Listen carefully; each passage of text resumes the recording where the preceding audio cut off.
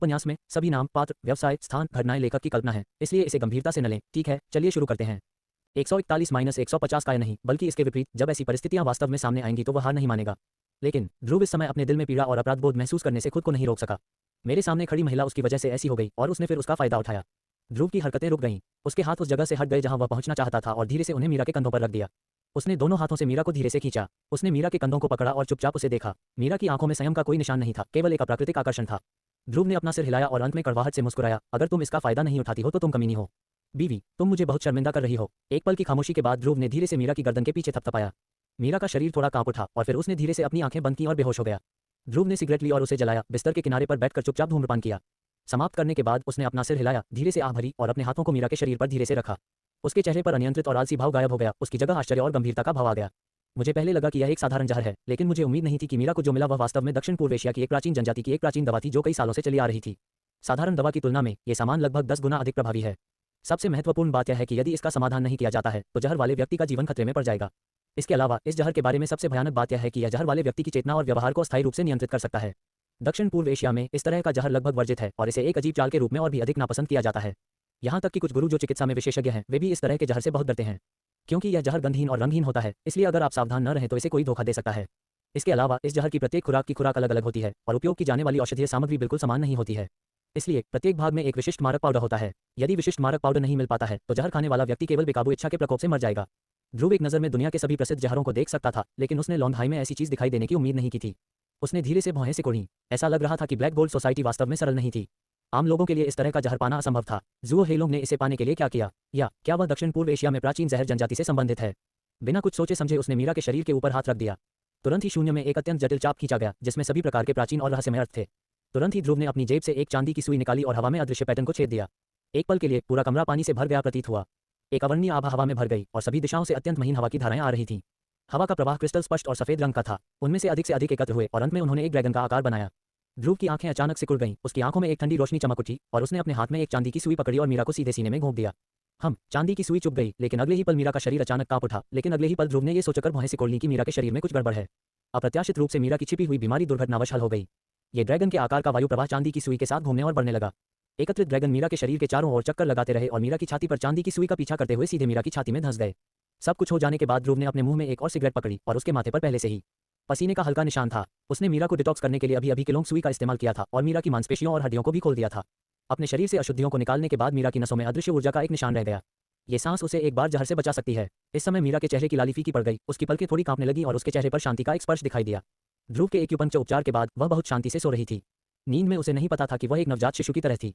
Cigarette पीने के बाद ध्रुव ने मीरा को उठाया, पीछे देखे बिना होटल से बाहर निकल गया और जियान के घर की ओर दौड़ा। जियान परिवार की हवेली और मीरा के विला में जियान हेबो और फैंग हुई उदास चेहरे के साथ बैठे थे। महेश और सुनीता एक तरफ बैठे थे, उनके चेहरे घबराहट और बेचैनी से भरे हुए थे। बूढ़ा जोड़ा समय समय पर दरवाजे के बाहर देखता था, उनके चेहरे पर चिंता की लकीरें थीं। इस समय फैंग हुई ने मेज पटक दी और महेश और सुनीता को दांत पीसते हुए घूरने लगी। अध्याय 123 में अपने आप बाहर आ गया। ये सब तुम्हारा दोष है। तुम आधी रात को हमारे घर क्यों आए? अगर तुम्हें कुछ हो गया तो क्या तुम अपने बेटे को नहीं बचाओगी? तुम म्यूवान के पास क्यों नहीं आती? मैं तुम्हें बता दूं, अगर म्यूवान को कुछ हो गया तो तुम्हारे परिवार के लिए इस जीवन में कभी भी आसान समय नहीं होगा। महेश ने कड़वाहट से अपना मुंह खोला, शर्माया और कुछ नहीं कहा। सुनीता ने चुपके से अपने आंसू पोंछे, फिर थोड़ा घुटकर बोली, मेरी सास, हमें उम्मीद नहीं थी कि मिस जियांग अकेले भाग जाएंगी। हम उन्हें उस समय रोकना चाहते थे।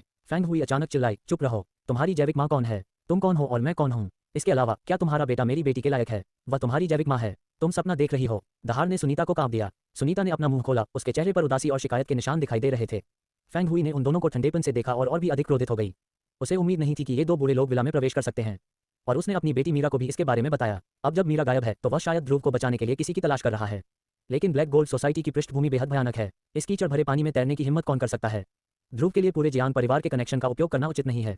हालांकि अब जब मीरा से संपर्क नहीं हो सका तो फैंग हुई और जियांग हेबो का दिल टूट गया। फैंग हुई समय समय पर अपने बगल में बैठे दो बूढ़ों को नाराजगी भरी नजरों से देखती रही। जियांग हेबो ने आह भरी और कहा, अरे पहले शांत हो जाओ।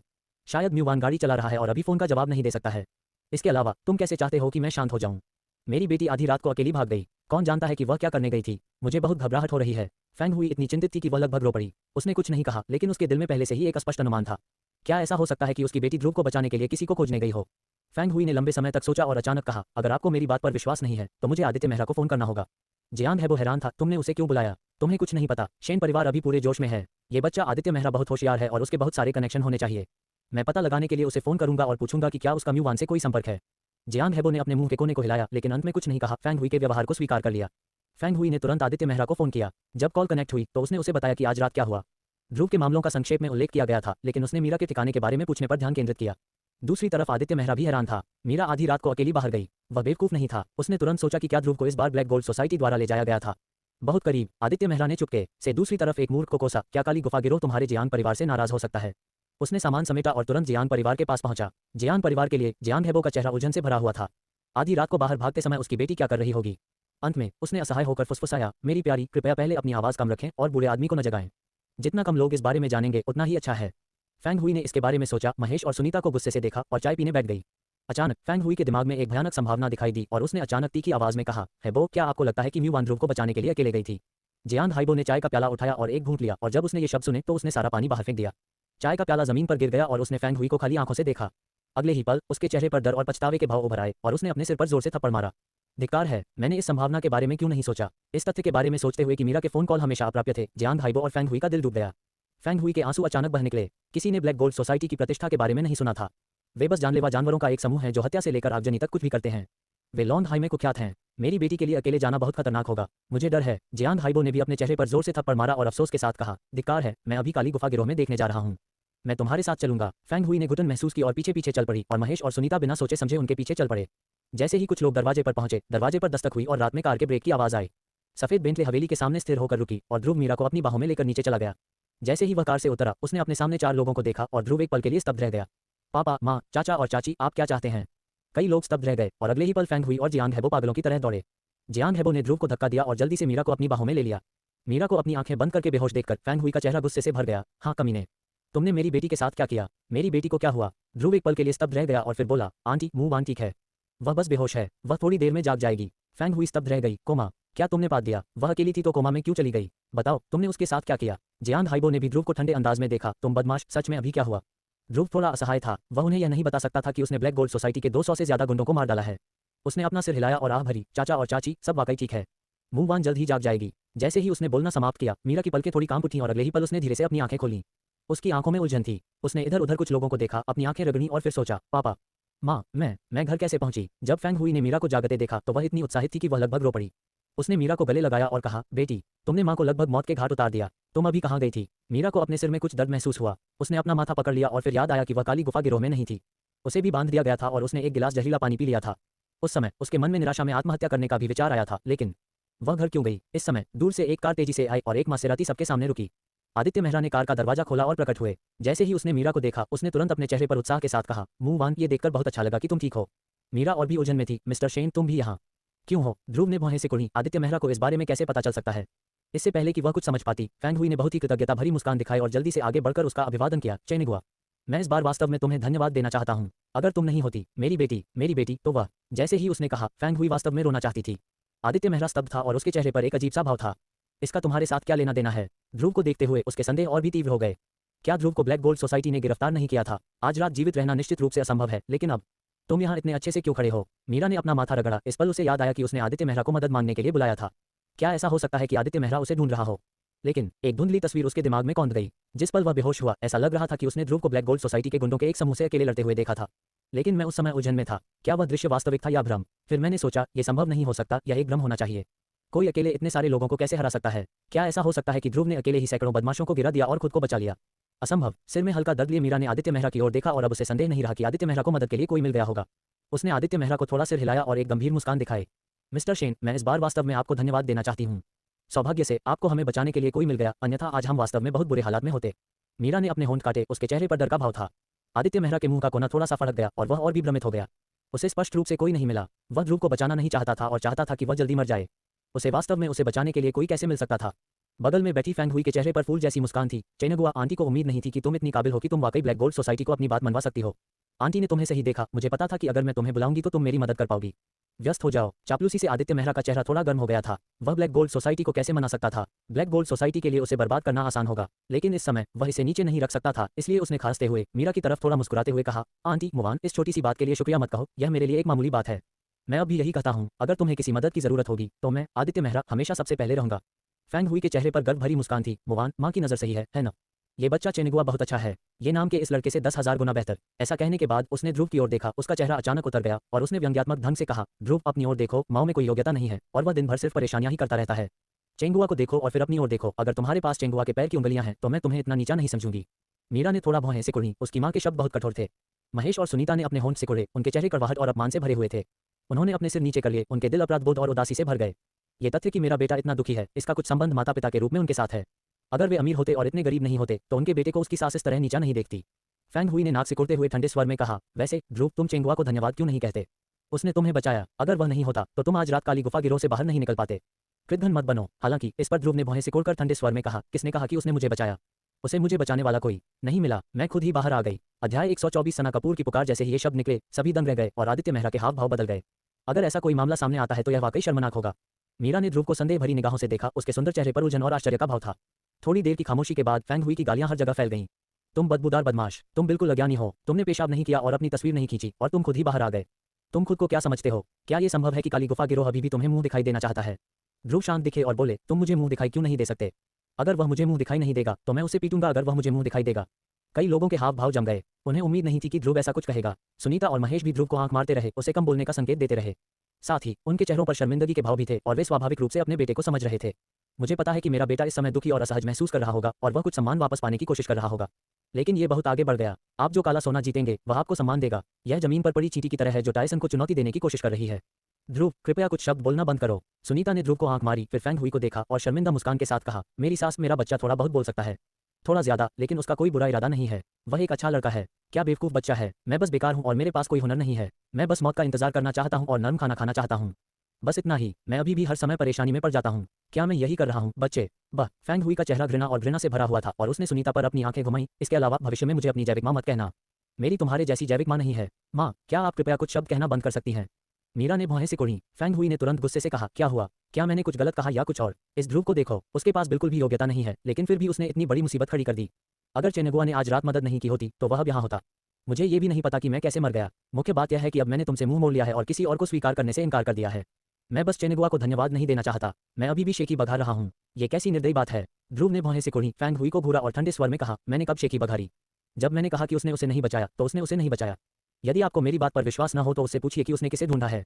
ध्रुव की शक्ल देखकर फैंग हुई एक पल के लिए स्तब्ध रह गई और मीरा को भी कुछ अजीब लगा। कई लोगों ने आदित्य मेहरा की तरफ देखा। फैंग हुई ने भौहें सिकोड़ते हुए पूछा, चेनेगुआ आंटी को सच सच बताओ, तुमने आज किससे मदद मांगी? ध्रुव ने इस पल आदित्य मेहरा को ठंडे अंदाज में देखा। सच बताओ, क्या तुमने आज रात वाकई मदद मांगी थी? आदित्य मेहरा की आंखों में घबराहट की एक चमक चमकी और फिर अगले ही पल वह शांत हो गया। उसने अपने कपड़े ठीक किए, खांसा और उसके हाव भाव बेहद गंभीर हो गए और उसने फैंग हुई से कहा, आंटी, सच कहूं तो मैंने आज रात अपने पिता को ढूंढ लिया और मुझे अपने कुछ ताओवादी दोस्त भी मिल गए और इस तरह मैंने भाईये और म्यूवान को बचाया। ऐसा कहने के बाद आदित्य मेहरा ने अपने चेहरे पर एक आत्महीन मुस्कान के साथ धीरे से आह भरी। ये सिर्फ इतना है कि मुझे उम्मीद नहीं थी कि भाई ये मुझसे मुंह मोड़ लेंगे। वैसे भी जब से उन्हें लगता है कि मैंने उनकी बिल्कुल भी मदद नहीं की और वे खुद ही बाहर आ गए तो उन्हें जो सोचना है सोचने दें। मैं, आदित्य मेहरा, इस बारे में परवाह नहीं करता जब तक वह और म्यूवान सुरक्षित हैं। बस बाहर आ जाओ। मुझे कहना होगा कि आदित्य मेहरा के अभिनय कौशल एक अभिनेता होने के लिए पर्याप्त हैं।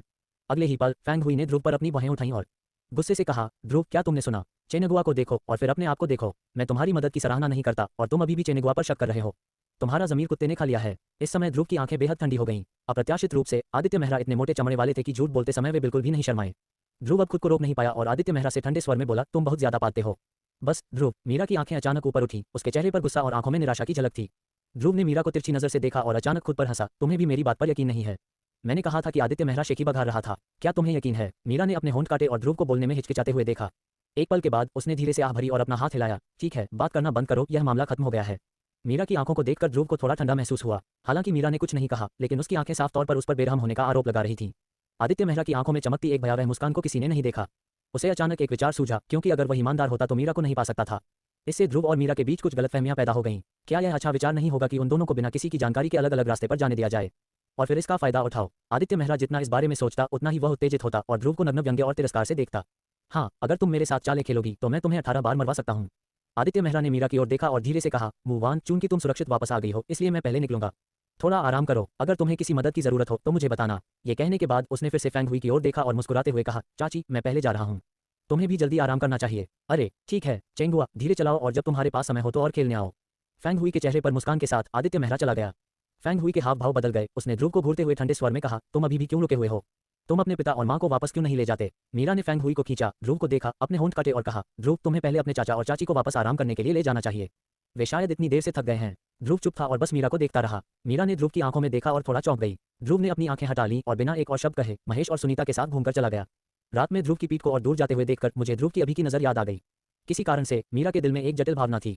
क्या वह सच में ध्रुव को गलत समझ सकता है? टैक्सी से घर वापस आने के बाद महेश और सुनीता आराम करने चले गए। ध्रुव विला की दूसरी मंजिल पर बालकनी में खड़ा था, रात में दूर तक देख रहा था, अपने मुंह में सिगरेट पकड़े हुए और चुपचाप धूम्रपान कर रहा था। धुएं ने उसके चेहरे को ढक लिया था और उसकी आंखें रात में झील के पानी की तरह उदास थीं। आज सबसे बड़ा लाभ यह है कि मुझे ड्रैगन हॉट ग्रास मिल गया है और मेरा भाग्य जल्द ही आएगा। बूढ़े आदमी ने शुरुआत में कहा कि उसे दुनिया की 18 सबसे कीमती औषधीय सामग्री इकट्ठा करनी होगी, अन्यथा वह इसे पूरा नहीं कर पाएगा। वह बूढ़े आदमी पर 100% विश्वास करता था और स्वाभाविक रूप से इन शब्दों का महत्व जानता था। लेकिन अब कुछ वर्षों के बाद ड्रैगन हॉट ग्रास के केवल 7 पौधे ही एकत्र किए गए हैं और बाकी को बंदर और चंद्रमा के वर्ष तक इंतजार करना होगा। ध्रुव ने धुएं की एक गहरी सांस ली और अचानक उसके दिमाग में एक विचार आया। इन 18 औषधीय सामग्रियों को वास्तव में कुछ अन्य कीमती औषधीय सामग्रियों से बदला जा सकता है। एकमात्र समस्या यह है कि जिन औषधीय सामग्रियों को प्रतिस्थापित किया जा सकता है उनमें पर्याप्त औषधीय गुण नहीं है। लेकिन अगर औषधीय गुण पर्याप्त हैं तो कोई समस्या नहीं है। हालांकि पर्याप्त औषधीय गुणों वाली वे औषधीय सामग्रियां बहुत ही खास जगहों पर उगाई जाती हैं, कुछ गहरे पहाड़ों और पुराने जंगलों में हैं और कुछ व्यस्त शहरों में से हैं। ये सब भाग्य पर निर्भर करता है। ऐसा लगता है कि मुझे इस पर तब ध्यान देना चाहिए जब मेरे पास समय हो। इसके अलावा आज की किशा ने नवरत्न सोसाइटी को मार डाला। किशा उसे खोजने में सक्षम थी, जिसका अर्थ है कि नवरत्न सोसाइटी ने उसके ठिकाने पर महारत हासिल कर ली है। ऐसा लगता है कि बदला लेने की अगली लहर जल्द ही आएगी। ध्रुव ने सिगरेट बट बुझा दी। अब इसके बारे में नहीं सोचा, पलटा और आराम करने के लिए कमरे में चला गया। रवि वर्मा को कल अपने माता पिता के लिए नौकरी की व्यवस्था करने दो, अन्यथा बूढ़ा जोड़ा हर समय घर पर ऊब जाएगा। इस समय ध्रुव का फोन अचानक बज उठा। इतनी देर से कौन होगा? उसने इसे उठाया और स्क्रीन पर नजर डाली। जब उसने स्क्रीन पर नंबर देखा तो ध्रुव दंग रह गया। अगले ही पल उसकी आंखों में जटिल भावनाएं दिखाई दीं। ये नंबर वह इसे इतना परिचित था कि वह नशे में होने पर इसे लापरवाही से बोल सकता था। हालांकि उनके टूटने के बाद उसने ये नंबर फिर कभी नहीं देखा। ये सना कपूर का है। उसने इतनी देर से फोन क्यों किया? उसके पास अपना नंबर क्यों है? कुछ सेकंड की खामोशी के बाद आखिरकार ध्रुव ने फोन उठाया। अध्याय 125 अति तो भरता है। जब कॉल कनेक्ट हुई तो ध्रुव चुप था। फोन का दूसरा छोर भी बहुत शांत था, कोई भी नहीं बोला। लेकिन फोन पर एक हल्की सी आवाज आई, ये सोचकर कि सना कपूर बाहर होगी। वे दोनों चुप थे। ध्रुव बिल्कुल भी चिंतित नहीं था, बस एक हतप्रभ होकर दूर तक देख रहा था। मेरे दिमाग में सना कपूर के साथ बिताए हर पल एक स्लाइड शो की तरह घूम रहे थे। शुरुआत में सुंदरता कितनी शानदार थी, लेकिन अब यादें कितनी धुंधली हैं। उन्हें और सना कपूर को कॉलेज में प्यार हो गया था। वास्तव में वे उससे पहले ही हाई स्कूल के सहपाठी थे। उस समय उनके पास बहुत अच्छे ग्रेड थे, लेकिन उनका परिवार गरीब था।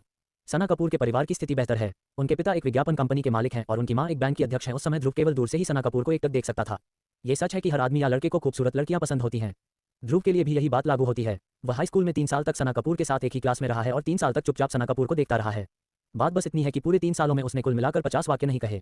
उनमें से कुछ सिर्फ होमवर्क और परीक्षा के थे, या फिर बस संयोग से सिर हिलाकर अभिवादन करना। लेकिन उस समय ध्रुव के दिल में सना कपूर की छवि गहराई से अंकित हो चुकी थी। ध्रुव जानता था कि क्या ज्यादा जरूरी है। एक गरीब परिवार से होने के कारण वह ये भी जानता था कि सना कपूर जैसी लड़कियां, जिनके पीछे स्कूल में अनगिनत अमीर दूसरी पीढ़ी के लोग पड़े हुए थे, उनके पास अपनी दुनिया में रहने का कोई मौका नहीं था। इसलिए दूर से देखने के अलावा उसने कभी सना कपूर से एक शब्द भी कहने की पहल नहीं की। सोचने पर यह भी एक तरह का आत्मसम्मान है, शायद एक तरह की हीन भावना भी। दरअसल पढ़ाई में अच्छा और सुंदर होने के अलावा उसकी परिस्थितियां गड़बड़ थीं। उसका चरित्र शांत है, जबकि सना कपूर गर्म धूप की किरण की तरह है। जो भी उसके करीब जाता है वह उसकी सौम्यता और सुंदरता से प्रभावित हो जाएगा, यहाँ तक कि लड़कियां भी। अपने 3 साल के हाई स्कूल के दौरान ध्रुव 2 चीजों से बहुत प्रभावित हुआ। पहली बात यह कि वह हमेशा क्लास में सबसे पहले पहुंचता है, क्योंकि वह हर दिन मन लगाकर पढ़ता है। सर्दियों की सुबह जब अभी भी अंधेरा और ठंड थी, वह पहले से ही एक किताब के साथ मन लगाकर पढ़ रहा था। और कक्षा में उसके अलावा सना कपूर भी थी। उस समय वह थोड़ा उलझन में था। सना कपूर की पारिवारिक पृष्ठभूमि के साथ वह कड़ी मेहनत न करने पर भी एक बेहतर विश्वविद्यालय में जा सकती थी। दूसरे शब्दों में कहें तो भले ही वह कॉलेज न जाती, वह एक अच्छी जिंदगी जी सकती थी। उस समय उसे समझ में नहीं आया कि सना कपूर उसकी तरह ठंड को क्यों सहन करती है और सर्दियों में जल्दी स्कूल आती है। जिस बात ने उसे सबसे ज्यादा प्रभावित किया वह ये थी कि सना कपूर उसके लिए एक हफ्ते का नाश्ता लेकर आई थी। उसे याद आया कि जब वह उस सुबह किताबें याद करने में डूबा हुआ था तो सना कपूर एक परी की तरह चली आई। हाँ, उस समय ध्रुव को लगा कि सना कपूर एक परी है और सना कपूर का बिना मेकअप स्कूल की अधिकांश खूबसूरत लड़कियों को तुरंत मार सकता है। और क्या अधिक है, वह अभी भी बहुत सुंदर है। उसकी त्वचा बर्फ की तरह सफेद है और उसका फिगर अभी भी इतना लंबा है। उस समय सना कपूर ने नाश्ते का एक टुकड़ा दिया और केवल 3 शब्द कहे, यह आपके लिए है। इससे पहले कि ध्रुव कुछ प्रतिक्रिया दे पाता, सना कपूर पहले ही अपनी स्थिति में वापस आ गई थी। उस सुबह ध्रुव ने यह नाश्ता नहीं खाया। उसे खाने में शर्म आ रही थी, इसलिए उसने उसे अपने स्कूल बैग में रखा, घर ले गया और अकेले ही खा लिया। अगले दिन, तीसरा दिन, एक हफ्ते तक हर दिन ऐसा ही होता रहा। ध्रुव अचंभित था, उसे समझ नहीं आ रहा था, लेकिन वह मूर्ख नहीं था। सना कपूर की एक हफ्ते तक नाश्ता पहुंचाने की क्षमता ने उसे पहले ही सब कुछ बता दिया था। उसे यकीन तो हुआ, लेकिन वह यकीन नहीं कर पाया। क्या ऐसा हो सकता है कि सना कपूर खुद को पसंद करती हो? 8वें दिन उसने नाश्ता सना कपूर को लौटा दिया। मुझे आज भी उस समय सना कपूर की आंखें याद हैं। उन खूबसूरत स्फटिक जैसी आंखों में जटिलता और हताशा का आभास था।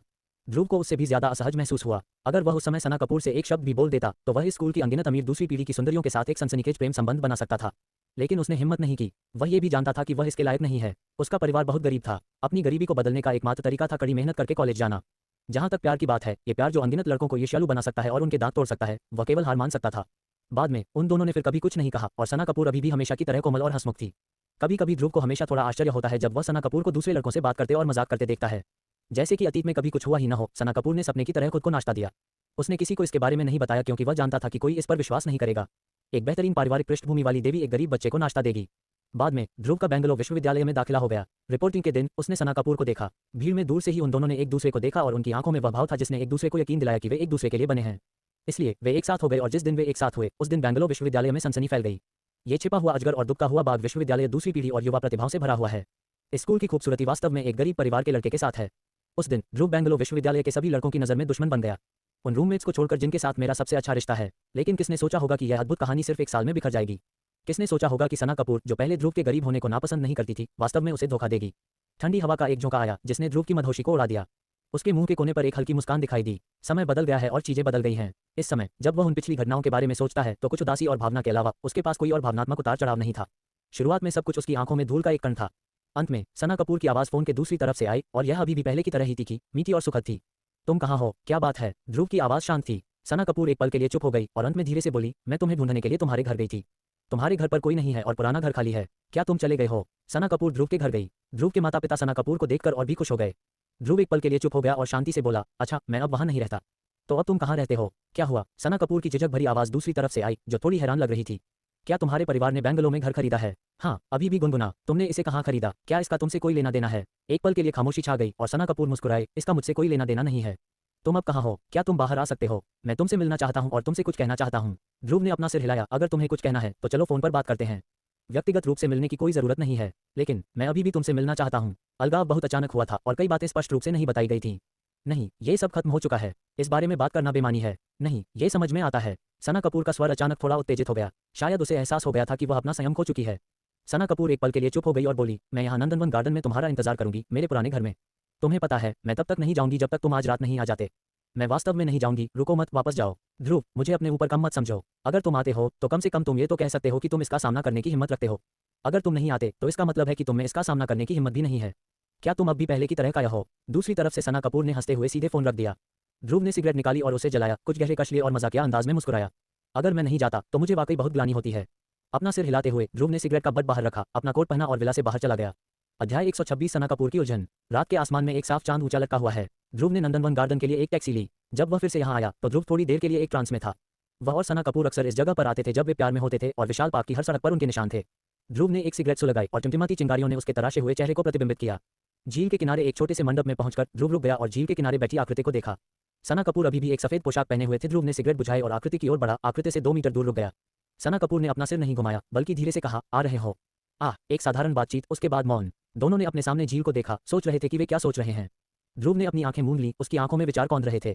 ये स्थिति बहुत परिचित है। पहले वह सना कपूर के साथ इस झील के किनारे बैठना पसंद करता था।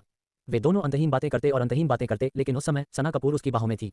अब दोनों के बीच एक अदृश्य बाधा है। सना कपूर ने झील को देखा और धीरे से कहा, तुम बैठ क्यों नहीं जाते? अब और मत बैठो, तुम मुझसे क्या चाहते हो? सना कपूर थोड़ा कांप उठी, अपने होंठ काटे और जटिल आंखों से बोली, क्या मैं तुम्हें नहीं ढूंढ सकती अगर यह ठीक हो? ठीक है, जरूरत से ज्यादा मत मिलो। तुम्हारे और मेरे बीच का रिश्ता संवेदनशील है, ध्रुव ने शांति से कहा। सना कपूर मुस्कुराई, लेकिन उनकी मुस्कान थोड़ी व्यंग्यात्मक थी। मुझे नहीं लगता कि इसमें कुछ भी संवेदनशील है। हमने ब्रेकअप किया, लेकिन किसने कहा कि ब्रेकअप का मतलब यह नहीं है कि हम दोस्त नहीं रह सकते। अगर मैं तुमसे दोस्त के तौर पर मिलने के लिए कहूं तो क्या फर्क पड़ता है? तुम और मैं दोस्त नहीं है और मैं कभी भी तुमसे दोस्ती नहीं करना चाहता था। जब से हमने ब्रेकअप किया है, बेहतर है कि एक स्पष्ट रेखा खींची जाए। इसके अलावा अब तुम्हारा एक बॉयफ्रेंड है, इसलिए कृपया अपना सम्मान करो। सना कपूर का चेहरा अचानक पीला पड़ गया और अगले ही पल उसकी आंखों में धुंध छा गई और उसने कांपती आवाज में कहा, ध्रुव, तुम्हारा मतलब है कि मैं खुद का सम्मान नहीं करती? ध्रुव चुप था और सना कपूर ने आंखों में आंसू भरकर चुपचाप ध्रुव को देखा। अगले ही पल उसने अपना सिर दूसरी ओर घुमाया, चुपचाप अपने आंसू पोंछे और ठंडी मुस्कान दी। ठीक है, मैं आज रात खुद का सम्मान नहीं करती। मैंने तुमसे मिलने के लिए कहा तो क्या हुआ? क्या तुम्हें कुछ कहना है? अगर ठीक हो तो मैं पहले चला जाऊंगा। ध्रुव आखिरकार अधीर हो गया। ध्रुव, सना कपूर की आवाज अचानक तेज हो गई। ध्रुव रुक गया और सना कपूर को भौहें सिकुड़कर देखने लगा। उसकी धारणा में सना कपूर का व्यक्तित्व हमेशा अपेक्षाकृत विनम्र और शांत रहा है। वास्तव में उन्मादपूर्ण भावना के ऐसे क्षण शायद ही कभी होते हैं। दोनों ने एक दूसरे को देखा और सना कपूर अचानक लाल आंखों से ठंडी मुस्कान के साथ मुस्कुराई। ध्रुव, सब कुछ बीत चुका है, तुम इसके बारे में इतना चिंतित क्यों हो? तुमने खुद कहा था कि तुम समझते हो कि मैंने शुरुआत में क्या किया और बेहतर जीवन के मेरे विकल्प का समर्थन किया। अब तुम इसके बारे में इतना चिंतित क्यों हो? ध्रुव ने गंभीरता से कहा, मुझे लगता है कि तुमने गलत समझा। मुझे तुम्हारी परवाह नहीं है और मैं तुम्हारे खिलाफ कोई शिकायत नहीं रखता। मुझे बस इतना लगता है कि हमारे बीच और कोई टकराव नहीं होना चाहिए, इसलिए अब तुम मुझे आधी रात को यहाँ बुला रहे हो। ये जगह मुझे बहुत असहज बनाती है। सना कपूर ने मजाकिया अंदाज में मुस्कुराते हुए कहा, तुम्हारा विवेक बस दोषी है। लगता है तुमने अभी तक जाने नहीं दिया है। अगर तुम सच में जाने देते तो तुम मेरे साथ अकेले रहने में असहज महसूस नहीं करते। आखिरकार तुमने अभी भी अपने दिल में जाने नहीं दिया है। इतना कहने के बाद सना कपूर ने अपना सिर हिलाया, अपने चांदी के दांत पीसते हुए कहा, तुम्हें इतना उदासीन होने का नाटक करने की जरूरत नहीं है। जानबूझकर मुझसे दूरी बनाए रखने से ऐसा लगता है कि तुम अभी भी पहले की तरह संवेदनशील और डरपोक हो। मेरा सामना उदारता से करना बेहतर है। ध्रुव ने भौहें सिकुड़ी और सना कपूर की तरफ देखा। उसे समझ में नहीं आया कि सना कपूर इस निष्कर्ष पर कैसे पहुंची और साथ ही वह उलझन में भी था। सना कपूर को इतना भरोसा क्यों है? क्या तुम्हें भरोसा है कि तुम उसे जाने नहीं दे सकते? अंत में ध्रुव ने असहाय होकर अपना सिर हिलाया। मैंने इस महिला को 3 साल से नहीं देखा है। मुझे ऐसा क्यों लगता है कि वह अब थोड़ी पागल हो गई है। क्या तुम सही हो? सना कपूर ने अपनी खूबसूरत आंखों से ध्रुव को देखा। ध्रुव ने अपना सिर हिलाया। नहीं, मैं तुम्हारा सामना करने से नहीं डरता, मैं बस तुम पर ध्यान नहीं देना चाहता। तुम बहुत सोचते हो। सना कपूर के हाव भाव तुरंत बदल गए और एक पल के बाद वह खुद पर हंस पड़ी। तुम मुझसे नफरत करते हो। आह! सना कपूर ने अपने होंठ काटे। उसका चेहरा लाल और सफेद हो गया और अंत में उसने अपने दांत पीसते हुए कहा, ध्रुव, मैं तुम्हें बता दूं, जब भी मैं उस व्यक्ति के साथ बाहर गई तो हम केवल एक बार खरीदारी करने गए, बस एक बार। मैंने तुम्हारे लिए दुख महसूस करने जैसा कुछ भी नहीं किया। इसके अलावा अब जब मैं रजत सिन्हा से प्यार करने लगी हूं तो मैं और भी ज्यादा दुखी हूं कि मेरा उनसे कोई करीबी संपर्क नहीं रहा। सना कपूर का मूड अचानक उत्तेजित हो गया और उसके कंधे हिल रहे थे। ध्रुव ने उसे उदासीनता से देखा। तुम मुझे ये क्यों बता रही हो? मैं तुम्हें ये बताने के लिए कह रही हूँ कि पहली बार मेरे शरीर पर सिर्फ तुम्हारा मालिकाना हक था। मैंने सिर्फ तुम्हारे साथ सेक्स किया है, इसलिए मुझे इतना गंदा मत समझना। ओह! ध्रुव ने उसकी तरफ देखा और हल्के से कहा। सना कपूर ने अपने होंठ काटे। ध्रुव की बेरुखी ने उसे रुई पर भूसा जैसा महसूस कराया। उसे उम्मीद नहीं थी कि ध्रुव के साथ घुलने मिलने में वह अब निष्क्रिय पक्ष पर होगी। ध्रुव का चेहरा शांत था, लेकिन उसका चेहरा लाल हो गया। पहले ऐसा नहीं था। ध्रुव पहले हमेशा निष्क्रिय रहता था। अब ऐसा क्यों है? पिछले 3 सालों में ध्रुव ने वास्तव में क्या अनुभव किया है? आज का ध्रुव वास्तव में उसे किसी भी भावनात्मक उतार चढ़ाव को महसूस करने में असमर्थ बनाता है। ये आंखें बेहद गहरी हो गई हैं, एक ब्लैक होल की तरह। ऐसे रहस्य छिपाए हुए हैं जिन्हें कोई नहीं जान सकता। 3 साल पहले की तुलना में ध्रुव बिल्कुल अलग व्यक्ति लग रहा था। गहरी सांस लेते हुए सना कपूर ने ध्रुव की ओर देखा और अचानक ठंडे स्वर में पूछा, मैं तुमसे आज मॉल में मिला था। क्या तुम जेड खरीद रही हो? क्या हुआ? सना कपूर ने अपने होंठ काटे। उसकी आंखें थोड़ी बदल गईं। क्लर्क ने बताया कि एक युवक आया और उसने बिना कुछ कहे 2 मिलियन युआन से ज्यादा कीमत का जेड ब्रेसलेट खरीद लिया। क्या तुम हो? ध्रुव ने भौहें सिकुड़ी और सना कपूर की तरफ देखा। बिना किसी कारण के घृणा महसूस कर रहा था। मैंने आज ब्रेसलेट खरीदने के बारे में पूछने के लिए लंबे समय से अपने आपसे अपॉइंटमेंट लिया था। सना कपूर के बर्फ जैसे सफेद लेकिन फिर भी खूबसूरत चेहरे को देखकर ध्रुव को थोड़ा आश्चर्य हुआ। उसने अपने दिल में धीरे से आह भरी। साफ सुथरी, दयालु, प्यारी और सौम्य सना कपूर जब पढ़ाई कर रही थी तब कहाँ चली गई? वह इतना घमंडी और पैसे का दीवाना कैसे हो गया? उसने सना कपूर की तरफ देखा। उसकी आंखें उदासीनता से भरी थीं। हाँ, क्या हुआ? पहले तो वह सिर्फ शक कर रही थी, लेकिन अब जब उसने ध्रुव को व्यक्तिगत रूप से सहमत होते सुना तो सना कपूर की आंखों में आखिरकार आश्चर्य का भाव दिखा। वह खुद को रोक नहीं पाए और बोली, क्या तुम वाकई 2 मिलियन युआन से ज्यादा कीमत का जेड ब्रेसलेट खरीद सकती हो? ध्रुव ने उसे ठंडी नजर से देखा। सना कपूर को एहसास हुआ कि वह थोड़ी असहज थी और जल्दी से ध्रुव की नजरों से बच गई। फिर उसने अपने होंठ काटे और पूछा, तो अब तुम कहाँ चली गई हो? ध्रुव की आंखें काफी चंचल थीं। जानना चाहती हो कि मैं कहाँ रहती हूँ और यह पक्का करना चाहती हो कि मेरे पास पैसे हैं? सना कपूर का चेहरा थोड़ा लाल हो गया। उसे वाकई यह विचार आया था। होंठ काटते हुए सना कपूर ने आखिरकार कहा, बस पूछ रही हूँ, मैं जानना चाहती हूँ कि तुम पिछले 3 सालों में क्या कर रही हो। इसका तुमसे क्या लेना देना है? सना कपूर ने अवचेतन रूप से कहा, बेशक। क्या? सना कपूर अचानक स्तब्ध रह गई और एक पल के लिए समझ नहीं पाई कि क्या कहे। वह जो कहना चाहती थी वह ये था, अगर ध्रुव ने पिछले 3 सालों में पैसे कमाए तो वह फिर से उसके साथ रहने को तैयार हो जाएगी। आखिरकार उसे ध्रुव ज्यादा पसंद था। रजत सिन्हा के लिए उसके पास कोई भावना नहीं है, उसे बस अपने पैसे चाहिए। ध्रुव की आंखों में व्यंग्य था, लेकिन वह सना कपूर के विचारों को नहीं देख पाया। इस समय घृणा के अलावा घबराहट का भी संकेत था। सना कपूर थोड़ी शर्मिंदा हुई और उसने समझाया, मुझे गलत मत समझो, मैं बस पूछ रही हूँ। मैं देखना चाहती हूँ कि तुम अब कैसे हो। मैं एक अच्छी जिंदगी जी रही हूँ, तुम्हें चिंता करने की जरूरत नहीं है। मुझे तुम्हारी परवाह है। सना कपूर लाल चेहरे के साथ हकलाते हुए बोली, क्या तुम्हें मेरी चिंता है या मेरे पैसे की? ध्रुव व्यंग्यात्मक ढंग से मुस्कुराया। सना कपूर का चेहरा अचानक सख्त हो गया और उसका सुंदर चेहरा उस पर लाल हो गया। ध्रुव की चंचल और व्यंग्यपूर्ण आंखें देखकर सना कपूर का चेहरा थोड़ा गर्म हो गया। वह थोड़ा परेशान होकर बोली, ध्रुव, भले ही तुमने अब कुछ पैसे कमा लिए हों, लेकिन इतना घमंडी होने की कोई जरूरत नहीं है। तुमने जो थोड़ा बहुत कमाया है वह कुछ भी नहीं है। खुद के प्रति जागरूक रहना बेहतर है। एक बार जब कोई महिला क्रोधित हो जाती है तो उसके शब्द स्वाभाविक रूप से दूसरों को चोट पहुंचाने लगते हैं, लेकिन सना कपूर ऐसा नहीं कहना चाहती। लेकिन अगला वाक्य फिर भी ठंडे और बदले की भावना से निकला, इसके अलावा रजत सिन्हा तुमसे बहुत अमीर हैं। मुझे तुम्हारा कम पैसा पसंद नहीं है। ओह, सच में? ध्रुव ने अपना सिर हिलाया। उसके चेहरे पर व्यंग्यात्मक मुस्कान और भी मजबूत हो गई। वह ज्यादा समझाना नहीं चाहता था। उसने बस शांति से कहा, अगर उसके पास पैसा है तो बस उसके साथ रहो। तुम मुझसे क्यों बात कर रहे हो? मैं चाहता हूं कि तुम जान लो कि दुनिया के बाहर भी लोग हैं। तुम्हारा पैसा वास्तव में कुछ भी नहीं है। मुझे ये बिल्कुल पसंद नहीं है। सुजुयू ने जितना समझाया ध्रुव उतना ही व्यंग्यात्मक होता गया। उसने अपना सिर हिलाया। सना कपूर से और कुछ नहीं कहना चाहता था। सना कपूर अब उसे पहले से भी ज्यादा घिन आने लगी थी। उसने सना कपूर को उदासीनता से देखा, बिना कुछ कहे मुड़ा और चला गया। सना कपूर का चेहरा गर्म था और ध्रुव की अभी अभी की आंखों ने उसे बहुत दुख पहुंचाया था। शायद यही वह नजर थी जिसने उसके गहरे विचारों को भेद दिया था और उसे पूरी तरह से चिढ़ा दिया था। उसने ध्रुव की पीठ पर चिल्लाया, ध्रुव, तुम कमीने! रजत सिन्हा तुमसे 100 गुना, 1000 गुना, 10,000 गुना ज्यादा ताकतवर है। तुम मेरे साथ ऐसा व्यवहार क्यों करते हो? क्या तुम इसके लायक हो? ध्रुव ने उसकी बात अनसुनी कर दी और बिना रुके तेजी से गायब हो गया। सना कपूर का शरीर नर्म पड़ गया और वह झील के किनारे बैठ गई। ध्रुव की गायब होती पीठ को देखकर सना कपूर का दिल दुखने लगा। अगले ही पल उसकी आंखों के घेरे धीरे धीरे लाल हो गए और घूमते हुए आंसू आखिरकार गिरने से नहीं रुक पाए। अच्छा होता अगर उसने कुछ गलत नहीं किया होता। उसे थोड़ा पछतावा हुआ। उसे वाकई पछतावा हुआ। उसे इस बात का पछतावा हुआ कि वह एक पल के लिए अंधी हो गई थी और उस दौरान उसके पास पैसे की कमी थी। हुआ यूं कि दूसरी पीढ़ी के एक अमीर आदमी ने कहा कि वह उसे हार खरीदने के लिए शॉपिंग पर ले जाना चाहता है। उस समय मैं उलझन में था और वास्तव में उसके साथ चला गया। जब वह वापस आई तो उसे ध्रुव ने खोज लिया। ध्रुव के गुस्से ने सना कपूर के आत्मसम्मान को भी ठेस पहुंचाई। इसलिए उसने मौके पर ही ध्रुव से नाता तोड़ लिया, लेकिन कुछ दिनों बाद उसे इसका पछतावा होने लगा। वह ध्रुव को पसंद करती है। पिछले 3 सालों में मूल पछतावा, आत्मदोष और अपराधबोध मेरे दिल में किण्वित और पक गया है। अंत में यहाँ तक कि उसे खुद भी नहीं पता था कि 3 साल के अलगाव के बाद वह ध्रुव को भूल गई थी। लेकिन जब मैंने ध्रुव को फिर से देखा तो मेरी भावनाएं अचानक बढ़ गईं। मैं आज रात ध्रुव के साथ संबंध को आसान बनाना चाहता था, लेकिन सना कपूर की आंखें लाल थीं और उसने अपने बैग से एक लिपस्टिक निकाली। लिपस्टिक को एक सीलबंद निजी लाउंज में पैक किया गया था। सना कपूर की आंखें विचारों से भरी हुई थीं। ये वह लिपस्टिक है जिसे ध्रुव ने 3 साल पहले उसके लिए खरीदने के लिए पार्ट टाइम नौकरी से बचाया था। ध्रुव के लिए, जो उस समय गरीब था, ये लगभग सबसे अच्छी लिपस्टिक थी जो वह खरीद सकता था।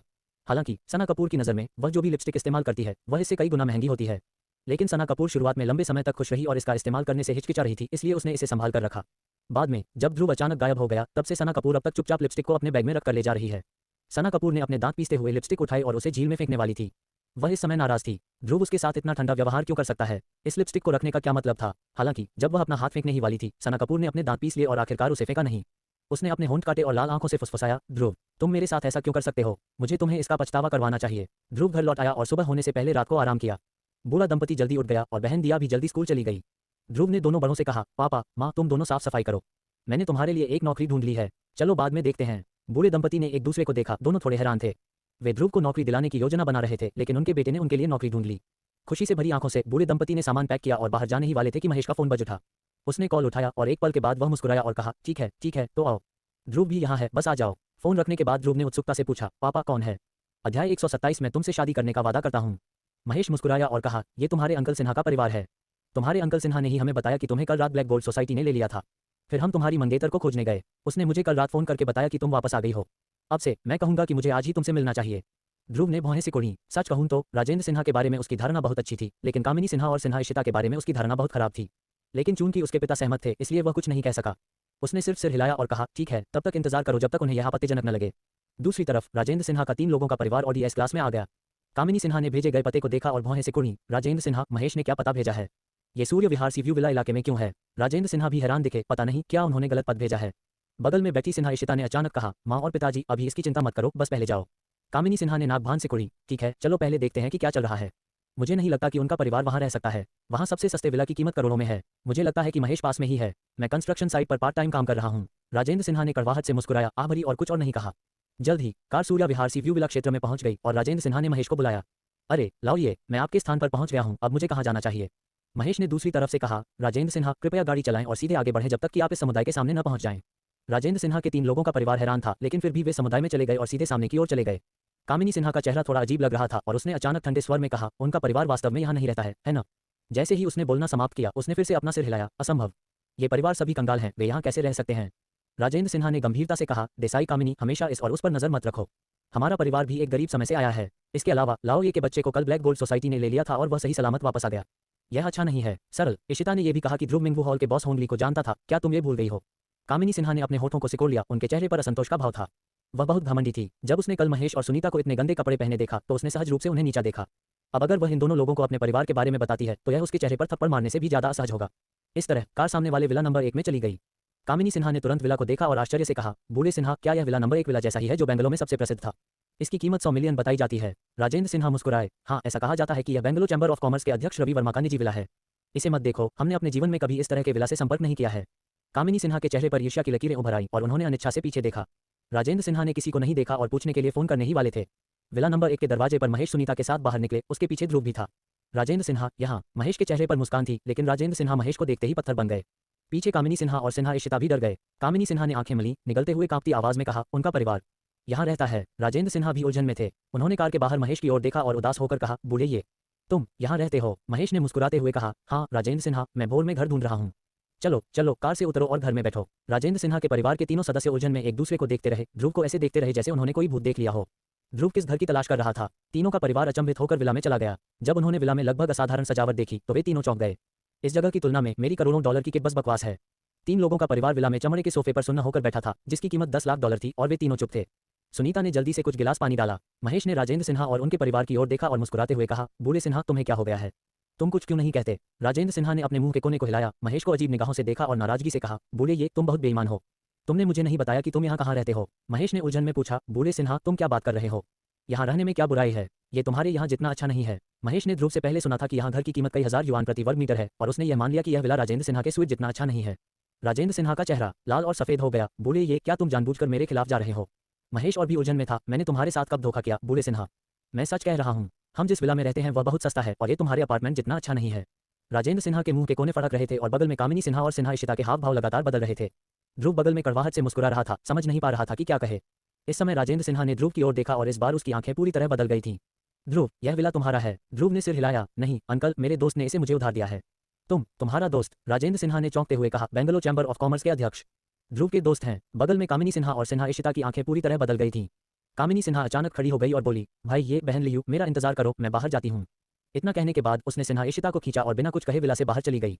कई लोग हैरान और भ्रमित थे। बस कुछ ही पल बाद कामिनी सिन्हा और सिन्हा इशिता कार की डिक्की से ढेर सारी चीजें लेकर अंदर आईं। ओल्ड मॉन्क, बुलियांगे, हजारों की कीमत वाला येलो क्रेन टावर और हजारों की कीमत वाले कई स्वास्थ्य उत्पाद। मैंने देखा कि कामिनी सिन्हा ने ये सब लिविंग रूम के फर्श पर रख दिया, कई बार हिलाया और कार को लगभग खाली कर दिया। महेश और सुनीता दंग रह गए और उलझन में कामिनी सिन्हा को देखने लगे। भाई और बहन, आप क्या कर रहे हैं? कामिनी सिन्हा ने महेश और सुनीता को देखा और अचानक अपने चेहरे पर एक जोरदार तमाचा जड़ दिया। भाई ये बहन क्वीरों, मैं गलत थी, मैं वाकई गलत थी। लिविंग रूम में सन्नाटा छा गया, सिवाय ध्रुव के चेहरे पर एक अगोचर मुस्कान के। मुझे लगता है कि कामिनी सिन्हा ने इस विला से कुछ अनुमान लगाया था। कामिनी सिन्हा लड़ना चाहती थी। सुनीता ने जल्दी से कामिनी सिन्हा का हाथ पकड़ लिया। भाई और बहन, आप क्या कर रहे हैं? क्या क्या हो गया है आपको? भाई ये बहन क्वीरों, आपका विला। इस समय ध्रुव खांसते हुए बोला। माँ और पिताजी आंटी कामिनी सिन्हा आने के लिए बहुत उत्साहित हैं।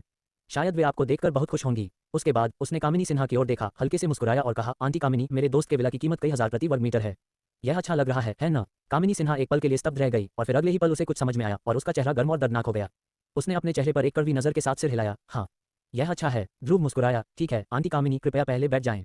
कामिनी सिन्हा वास्तव में बिना कुछ कहे बैठ गई, जैसे कि ध्रुव के शब्द उसके लिए आदेश थे। महेश और सुनीता हैरान दिखे, केवल राजेंद्र सिन्हा के चेहरे पर उलझन की चमक थी। कामिनी सिन्हा की तरह उसने भी ध्रुव की पहचान का स्पष्ट अनुमान लगाया। मुझे डर है कि यह सिर्फ सरल नहीं है, यह शायद भयानक है। मुझे याद आया कि मैंने सोचा था कि यह परिवार इतना गरीब है कि मैं दोष नहीं ले सकता, लेकिन ये पता चला कि मैं अंधा था। राजेंद्र सिन्हा ने गहरी सांस ली और मुस्कुराते हुए कहा, ओम लाओ ये भाभी, मैं यहाँ सिर्फ ये देखने आया था कि ध्रुव में सब कुछ ठीक है या नहीं। अगर आपके पास मैं नहीं हूं तो चिंता मत करो। राजेंद्र सिन्हा ने ध्रुव से यह पूछने की भी हिम्मत नहीं की कि कल रात क्या हुआ था। ध्रुव को देखते हुए वह उलझन में पड़ गया। सिन्हा इशिता ने अपने होंठ काटे और ध्रुव की आंखों को बार बार बदलते हुए देखा। हांगली को जानने के बाद ऐसा लगता है कि हांगली अभी भी उसका छोटा भाई है। उसने जुओ होंगशुंग को भी हराया और ब्लैक गोल्ड सोसाइटी को नाराज किया, लेकिन वह फिर भी सही सलामत बाहर आ गया। अब मैं अभी भी बेंगलोर के इस बेहद मशहूर विला नंबर 1 में रह रहा हूँ। वह अपने पैरों की उंगलियों से ध्रुव की भयावहता का अंदाजा लगा सकती थी। रोहित मल्होत्रा और ध्रुव की तुलना में यही अंतर है। मैं वास्तव में अंधा था, मैंने ध्रुव को वास्तव में नीचा देखा और इसके बजाय रोहित मल्होत्रा के साथ रहना चाहता था। सिन्हा इशिता खुद को कई बार थप्पड़ मारना चाहती थी। लिविंग रूम का माहौल थोड़ा नाजुक था। राजेंद्र सिन्हा और कामिनी सिन्हा बहुत डरे हुए थे और सहजता से बात नहीं कर पा रहे थे। महेश और सुनीता थोड़ा भ्रमित थे कि क्या हो रहा था। इस समय कामिनी सिन्हा ने लगभग चापलूसी भरी मुस्कान दिखाई और महेश और सुनीता से झिझकते हुए कहा, ओम भाई ये बहन क्वीरों, मैं आपसे पूछना चाहती हूँ, क्या यह अभी भी मायने रखता है जब हमने ध्रुव और मेरी इशिता के बारे में बात की थी? बेबी किस, अगर यह मायने रखता है तो हम चुनते हैं आपका दिन शुभ हो, दोनों बच्चों की जल्द से जल्द शादी हो जाए, है ना? जैसे ही उसने बोलना समाप्त किया, लिविंग रूम का माहौल अचानक शांत हो गया। माता पिता के दोनों सेट एक साथ ध्रुव और सिन्हा इशिता को देखने लगे। सिन्हा इशिता का चेहरा लाल हो गया, उसका सिर नीचे हो गया और उसके हाथ सिकुड़ गए, उसका चेहरा शर्म से भर गया। ध्रुव का मुंह फड़क उठा और सिर सुन्ना हो गया। सिन्हा इशिता ने अपने होंठ काटे और अचानक शर्माते हुए बोली, पापा मम्मी चाचा चाची, मैं ध्रुव से शादी करने को तैयार हूँ। राजेंद्र सिन्हा, कामिनी सिन्हा और सिन्हा इशिता, परिवार के तीनों सदस्य ध्रुव की ओर देखने लगे। तनाव, उत्तेजना और प्रत्याशा के साथ ध्रुव ने भौहें सिकुड़ी और कहा, मैं नहीं चाहता। तीनों लोगों के चेहरे अचानक पीले पड़ गए और सिन्हा इशिता के आंसू तुरंत निकल आए। एक लड़की के लिए इस समय अस्वीकृति निस्संदेह सबसे बड़ा झटका है। महेश और सुनीता ने बस हल्की सी आह भरी और कुछ नहीं कहा। आखिर वे भी जानते थे कि सिन्हा इशिता ने पहले उनके परिवार के साथ कैसा व्यवहार किया था। भले ही मेरे दिल में कोई नाराजगी न हो, लेकिन मेरे बेटे के दिल में होगी। इसके अलावा मेरे बेटे की पहले से ही एक मंगेतर है। महेश बेबस होकर मुस्कुराया। राजेंद्र सिन्हा, मेरे भाई बहन और बच्चों के मामले उन्हें खुद ही संभालने दो, हम बूढ़े जोड़े के पास वैसे भी करने के लिए कुछ नहीं है। राजेंद्र सिन्हा के चेहरे पर कड़वाहट साफ झलक रही थी। बेशक उन्हें पता था कि महेश का क्या मतलब है। दूसरी तरफ कामिनी सिन्हा का चेहरा दर्द से जल रहा था। उन्हें इस बात का अफसोस था और नफरत भी। काश मैंने कल दूसरों को नीचा न देखा होता, तो शायद कुछ हद तक सुधार की गुंजाइश होती। मैंने पहले सोचा था कि कोई और मेरी बेटी के लायक नहीं है, लेकिन अब मुझे पता है मेरी बेटी शायद उनके जूते उठाने के लायक भी नहीं है। राजेंद्र सिन्हा ने धीरे से आह भरी, मुस्कुराए और कहा, ठीक है लाओ ये भाभी, हम आज सिर्फ ध्रुव को देखने आए हैं। चूंकि ध्रुव ठीक है, इसलिए जियाओपिंग और मुझे भी आज कुछ काम करने हैं, इसलिए हम पहले निकलेंगे। कुछ देर की बातचीत के बाद राजेंद्र सिन्हा और उनका परिवार चला गया।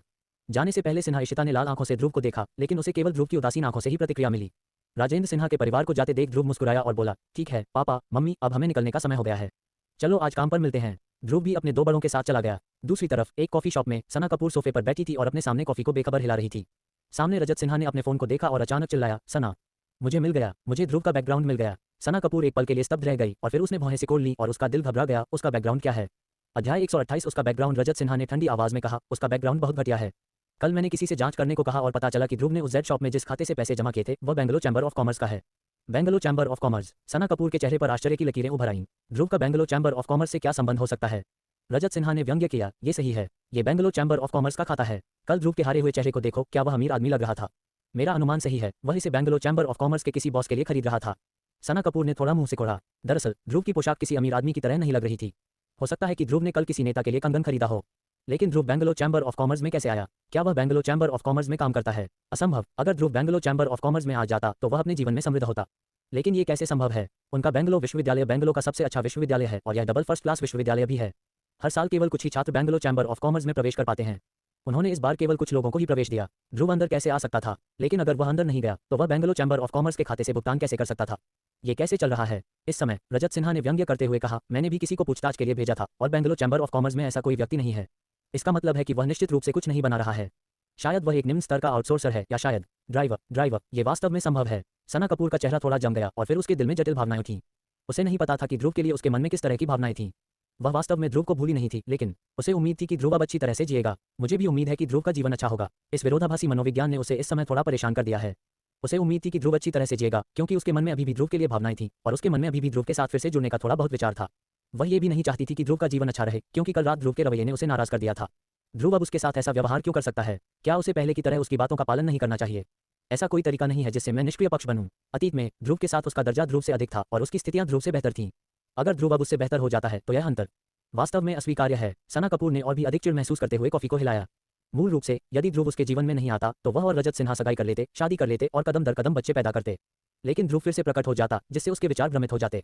उस दिन वह ध्रुव से रेस्टोरेंट में मिली। वह उसके परिवार और रजत सिन्हा के माता पिता के बीच पहली मुलाकात थी और अगला कदम उनकी सगाई थी। अगले महीने उसकी सगाई होनी थी, लेकिन अब सना कपूर को एहसास नहीं था कि उसका दिल बेचैन होने लगा था और वह झिझक रही थी। आखिरकार सना कपूर ने अपने मन में विचलित करने वाले विचारों से छुटकारा पा लिया। कोई बात नहीं, उसके पास ध्रुव को फिर से देखने के लिए अभी भी 1 महीना था। अगर ध्रुव अब वाकई अलग है तो उसके पास अपनी जान बचाने के लिए भौतिक परिस्थितियां हैं। वह ध्रुव का पीछा करने की कोशिश कर सकती है। उसे विश्वास नहीं था कि ध्रुव के मन में उसके लिए वाकई कोई भावनाएं नहीं हैं। और अगर ध्रुव अब भी पहले की तरह गरीब है तो वह अपने भाग्य को स्वीकार कर लेगा और आज्ञाकारी रूप से रजत सिन्हा से शादी कर लेगा। भले ही मुझे यह आदमी पसंद न हो, लेकिन अगर वह मुझे पसंद न हो तो मैं क्या कर सकती हूँ? जीवन आखिरकार दैनिक आवश्यकताओं की मांग करता है। और मेरे माता पिता अब मुश्किल में हैं और उन्हें रजत सिन्हा के परिवार से मदद की जरूरत है। रजत सिन्हा जो सामने थे ने सना कपूर को देखा जो चुप थी और अचानक अर्थपूर्ण ढंग से मुस्कुराई। सना, तुम क्या सोच रही हो? सना कपूर स्तब्ध रह गईं। उनकी आंखें उलझन भरी थीं। कुछ नहीं, क्या हुआ? रजत सिन्हा ने आंखें मूंद लीं और कहा, मैं तुम्हें बताना चाहता हूं कि ध्रुव अभी पहले जैसा ही बेकार है। मुझे पता है कि तुम दोनों के बीच रिश्ता था, लेकिन वह अभी तुम्हारे लायक नहीं है। सना, लोगों को संतुष्ट होना आना चाहिए। मैं ध्रुव से 10,000 गुना बेहतर हूं। तुम मेरे साथ होने का कभी पछतावा नहीं करोगी, समझी? रजत सिन्हा के शब्द एक चेतावनी और चेतावनी दोनों थे। सना कपूर ने अपनी घबराहट छिपाने के लिए कॉफी का एक घूंट लिया। एक पल की चुप्पी के बाद उसने सिर हिलाया और मुस्कुराई, मैं समझती हूँ। जब तक तुम्हें पता है। रजत सिन्हा के चेहरे पर अभी भी उस सज्जन की मुस्कान थी। उसने फिर से फोन की ओर देखा और कहा, सना, मैंने अपने पिता से पुष्टि कर ली है कि हमारा विवाह कक्ष सूर्य विहार सी व्यू विला क्षेत्र में खरीदा जाएगा। क्या तुम्हें वहां अच्छा नहीं लगा? सना कपूर दंग रह गई। उसके चेहरे पर शर्म के भाव थे। मुझे ये पसंद है, लेकिन वहां आवास की कीमतें बहुत महंगी हैं। कोई बात नहीं, हमने जो खरीदा है वह विला नहीं है। हम वास्तव में विला खरीदने में असमर्थ हैं। सबसे सस्ता विला करोड़ों में है। हम सिर्फ एक स्वीट खरीद सकते हैं। 6 मिलियन से ज्यादा ठीक है? तुम्हें क्या लगता है? सना कपूर ने अपने होंठ काटे। ठीक है, मुझे लगता है कि यह ठीक है। वहां का स्वीट भी बहुत अच्छा है। कोई बात नहीं। रजत सिन्हा के चेहरे पर राहत भरी मुस्कान दिखाई दी और उन्होंने अचानक आह भरी। मैंने ये भी सुना है कि हमारे विला क्षेत्र में सबसे महंगे विला नंबर 1 का पहले से ही एक मालिक है और ऐसा कहा जाता है कि वह अभी भी बहुत छोटा है। उस विला की कीमत 100 मिलियन से अधिक है। मुझे विश्वास नहीं होता कि किस तरह के अमीर लोग यहाँ रह सकते हैं, लेकिन अगर हम इसमें रहते हैं तो हम वैसे भी उस विला के मालिक के पड़ोसी होंगे और शायद हम एक दूसरे को एक दिन जान सकें। सना कपूर के चेहरे पर भी आश्चर्य का भाव था। 100 मिलियन से अधिक का विला? मैं वास्तव में इसकी कल्पना नहीं कर सकता था और मैं विला के मालिक के बारे में भी उत्सुक था। ठीक है सना, अब हमें काम पर लग जाना चाहिए। मेरे साथ बेंगलोर चैम्बर ऑफ कॉमर्स में मेरे दूर के रिश्तेदार से मिलने चलो। अगर हम इस दूर के रिश्तेदार से संपर्क कर सकें तो मेरा परिवार इस साल लाखों और कमा सकता है। रजत सिन्हा मुस्कुराए। सना कपूर ने सिर हिलाया, उठ गए और रजत सिन्हा कॉफी शॉप से निकलकर बेंगलोर चैम्बर ऑफ कॉमर्स की ओर भागे। दूसरी ओर ध्रुव भी अपने माता पिता को बेंगलोर चैम्बर ऑफ कॉमर्स ले गया। उसने पहले ही रवि वर्मा को बधाई दे दी थी और अपने पिता महेश को रसद विभाग में आने के लिए कहा था। ऐसा हुआ कि रसद विभाग में लोगों की कमी थी और उसकी मां खाना बनाना जानती थी, इसलिए वह कैंटीन में आ गई। दोनों बूढ़े लोगों को केवल स्थिरता पसंद है। ये दोनों नौकरियां सरल और इत्मीनान से हैं, थकाऊ या कष्टप्रद नहीं है और उनके लिए बिल्कुल सही हैं। साथ ही यह अगोचर है ताकि बाहरी लोगों का ध्यान न जाए। ध्रुव को किसी और चीज़ का डर नहीं है। वह जिस चीज़ से डरता है वह यह है कि कुछ गुप्त इरादे वाले लोग ये देख लेंगे कि वह सरल नहीं है और उसके माता पिता के बारे में उनके विचार होंगे। उसके माता पिता सिर्फ बूढ़े लोग थे जो रक्षाहीन थे और खुद की रक्षा करने में असमर्थ थे। ध्रुव कभी नहीं चाहता था कि वे भंवर में फंसें। इस तरह ध्रुव अपने दोनों बुजुर्गों को बेंगलोर चैम्बर ऑफ कॉमर्स के गेट पर ले आया। जैसे ही वे टैक्सी से उतरे, एक टोयोटा फॉर्च्यूनर विपरीत दिशा से आकर उनके सामने रुकी। ध्रुव, तुम भी यहाँ क्यों हो? खिड़की नीचे की ओर खुली हुई थी। रजत सिन्हा असमंजस में दिखे और सह पायलट सना कपूर भी हैरान दिखीं। अध्याय 129 रजत सिन्हा और सना कपूर से फिर मिलना। ध्रुव ने भौहें से कुड़ी और वह ये भी उलझन में था कि सना कपूर और रजत सिन्हा यहाँ क्यों हैं। उसने पूछा, तुम यहाँ क्या कर रहे हो? रजत सिन्हा ने तुरंत अपना सिर उठाया और गर्व से कहा, मैं यहाँ अपने एक चाचा से मिलने आया हूँ। वह बेंगलोर चैम्बर ऑफ कॉमर्स के मैनेजर हैं। ये कहने के बाद उसने ध्रुव को ऊपर से नीचे तक देखा, फिर अपने पीछे ध्रुव के माता पिता को देखा और अचानक व्यंग्यात्मक लहजे में बोला, तुम बेचारे यहाँ क्या कर रहे हो? क्या यह ऐसी जगह है जहाँ तुम आ सकते हो? ध्यान से देखो, ये बेंगलोर चैम्बर ऑफ कॉमर्स है और यह ऐसी जगह नहीं है जहाँ बिल्लियाँ और कुत्ते घुस सकें। ध्रुव ने अपना सिर हिलाया और रजत सिन्हा को ऐसे देखा जैसे वह किसी जोकर को देख रहा हो। बेवकूफ़ी भरी बात है, तुमने क्या कहा? गाली देने की तुम्हारी हिम्मत कैसे हुई? रजत सिन्हा अचानक लाल हो गए और ध्रुव को घूरने लगे। उसके पीछे सुनीता ने जल्दी से कदम आगे बढ़ाया, ध्रुव को पकड़ लिया। रजत सिन्हा को देखकर कड़वी मुस्कान बिखेरी और कहा, युवक, मुझे सच में खेद है। मैं अपने ध्रुव की ओर से तुमसे माफी मांगती हूँ। उसका तुम्हें डांटने का कोई इरादा नहीं था। बुरा मत मानना। ध्रुव ने भौहें सिकोड़ते हुए कहा, माँ, तुम इस तरह के व्यक्ति से क्यों बात कर रही हो? सुनीता ने जल्दी से फुसफुसाते हुए कहा, ध्रुव, तुम पागल हो। क्या तुमने इस आदमी को ये कहते नहीं सुना कि उसके चाचा बेंगलोर में मैनेजर हैं? यह बेंगलोर चैम्बर ऑफ कॉमर्स है, हम अपमान नहीं कर सकते। ध्रुव ने अपने होंठ सिकोड़े। माँ, बेंगलोर चैम्बर ऑफ कॉमर्स के मैनेजर को क्या हो गया है? डरने की कोई जरूरत नहीं है, वह कोई बड़ा आदमी नहीं है। सुनीता के कुछ कहने से पहले रजत सिन्हा खुद को और रोक नहीं पाए। उन्होंने कार का दरवाजा खोला और बाहर कूद गए। उसने ध्रुव की ओर इशारा करते हुए उग्रता से कहा, हाँ, मुझे लगता है कि तुम जीने से वाकई थक गए हो। तुम जैसे हारे हुए व्यक्ति बेंगलोर चैम्बर ऑफ कॉमर्स के मैनेजर को कैसे नीची नजर से देख सकते हो? वाह, तुम अपने 18 जन्मों में कभी ऐसे व्यक्ति के संपर्क में नहीं आए हो। तुम यहाँ क्यों शांत होने का दिखावा कर रहे हो? बस पेशाब करो और एक तस्वीर खींचो। तुम कौन हो? शर्मिंदा होना ठीक है, लेकिन अपने बेचारे पिता और माँ को अपने साथ बाहर लाना वाकई बेशर्मी है। ऐसा कहने के बाद रजत सिन्हा ने सुनीता और महेश से कहा, तुम दोनों भी अमर हो। बात बस इतनी है कि तुमने एक बेकार बेटे को जन्म दिया है। तुम दिन भर दिखावा करने में इतने माहिर हो। तुम खुद को क्या समझते हो? मुझे तुम पर शर्म आती है। वाह, ध्रुव की काली आंखें अचानक से खुल गईं और उनमें तुरंत ठंडक भर गई। तुमने अभी क्या कहा? रजत सिन्हा भी क्रोधित हो गए और उग्रता से बोले, मैंने कहा कि तुम्हारे पिता और माँ बूढ़े और अमर हैं, और मैंने कहा कि तुम बेकार हो। क्या गड़बड़ है? जैसे ही उन्होंने बोलना समाप्त किया, ध्रुव ने आगे बढ़कर रजत सिन्हा के चेहरे पर जोरदार तमाचा मारा। रजत सिन्हा 3 बार हवा में घूमे और उनके टूटे हुए दांत खून से लथपथ होकर बाहर निकल आए। फिर पूरा शरीर मरे हुए कुत्ते की तरह जमीन पर गिर गया। कार में बैठी सना कपूर चीखी और बिना किसी परवाह के कार से बाहर भाग गई। जमीन पर पड़े रजत सिन्हा को देखकर उसने अपने पैर पटक दिए। दरअसल उसे लगा कि रजत सिन्हा ने जो कहा वह थोड़ा ज्यादा था और उसे पीटा जाना बिल्कुल भी आश्चर्यजनक नहीं था। लेकिन आखिरकार वह प्रेमी प्रेमिका है और वह इस समय केवल रजत सिन्हा के साथ खड़ी हो सकती है। रजत सिन्हा को जल्दी से उठाने में मदद करते हुए सना कपूर ने भौहें सिकोड़ते हुए कहा, क्या तुम ठीक हो रजत सिन्हा? रजत सिन्हा ने सना कपूर को दूर धकेल दिया। उसकी आंखों में नफरत भरी हुई थी। हाँ, मैं तुमसे लड़ूंगा। रजत सिन्हा ध्रुव की ओर ऐसे दौड़े जैसे वह पागल हो। ध्रुव ने अपना सिर हिलाया, बेवकूफ बेवकूफ होते हैं। फिर उसने लात मारी जिससे रजत सिन्हा 5 मीटर दूर उड़ गए। रजत सिन्हा जमीन पर गिर गए और छटपटाने लगे। उनके शरीर की हड्डियां चबाकर टुकड़े टुकड़े कर दी गई थीं। उसे और भी ज्यादा तकलीफदेह यह अपमान का एहसास था। सना कपूर के सामने ध्रुव द्वारा इतनी बुरी तरह से पीटे जाने पर वह पूरी तरह से शर्मिंदा थी। मेरे दिल में भी सदमे की एक झलक थी। वह वही था जिसने 3 साल पहले ध्रुव को तंग किया था। उस समय ध्रुव कॉलेज में अपेक्षाकृत दुबला पतला था और वह और उसकी कक्षा के अमीर दूसरी पीढ़ी के छात्र अक्सर दिन भर ध्रुव से परेशान रहते थे। लेकिन 3 साल बाद ध्रुव ने उसे कई मीटर दूर लात मारी। क्या यह अभी भी वही बेचारा लड़का है जिसे उसने पहले तंग किया था? ध्रुव ने सना कपूर और रजत सिन्हा को ठंडे अंदाज में देखा। ध्रुव की आंखों से सना कपूर थोड़ी असहज महसूस कर रही थी। उसने अपने होंठ काटे और अंत में भौहें सिकोड़ते हुए कहा, ध्रुव, आखिरकार हम सभी सहपाठी हैं। अगर तुम किसी को मारोगे तो ये बहुत ज्यादा होगा। सच में, जब उसने अभी मेरे माता पिता को डांटा तो मैंने तुम्हें ये कहते हुए नहीं देखा कि वह बहुत ज्यादा है। ध्रुव ने मजाकिया अंदाज में मुस्कुराते हुए कहा, हाँ, वह तुम्हारा बॉयफ्रेंड है, इसलिए उसके लिए बोलना सामान्य बात है। ध्रुव की आंखें सना कपूर की तरफ देखते ही एकदम ठंडी हो गईं। सना कपूर कांप उठी। इन शब्दों ने उनके दिल को चोट पहुंचाई। उनकी आंखें अचानक लाल हो गईं और उन्होंने अपना निचला होंठ काटा और ध्रुव की तरफ देखा। सुनीता ने सना कपूर को पहचान लिया और धीरे से आह भरी, लड़की, मुझे तुम याद हो, तुम 3 साल पहले ध्रुव की दोस्त थी और तुम मेरे घर आई थी। आंटी को लगा कि तुम हमेशा के लिए चली जाओगी, अफसोस। जब सना कपूर ने यह सुना तो वह खुद को और रोक नहीं पाई और उनके गालों पर आंसू बहने लगे। जिस बात ने उन्हें गलत महसूस कराया वह ध्रुव द्वारा रजत सिन्हा को मारना नहीं था, बल्कि ध्रुव की आंखों में नजर और सुनीता के शब्द थे। ध्रुव ने अपना सिर हिलाया और सना कपूर की तरफ देखे बिना पीछे देखे अपने माता पिता के साथ बेंगलोर चैम्बर ऑफ कॉमर्स में चला गया। उसके पीछे रजत सिन्हा पूरी ताकत से खड़ा था। उसका चेहरा पीला पड़ गया था और वह जितना संभव था उतना शर्मिंदा दिख रहा था। सना कपूर ने चुपके से अपने आंसू पोंछे और रजत सिन्हा की तरफ देखा। रजत सिन्हा, क्या तुम ठीक हो? क्या मुझे तुम्हें अस्पताल ले जाने की जरूरत है? रजत सिन्हा ने मुंह में खून थूका, ध्रुव की पीठ को घूरा और कड़वाहट से कहा, कोई जरूरत नहीं।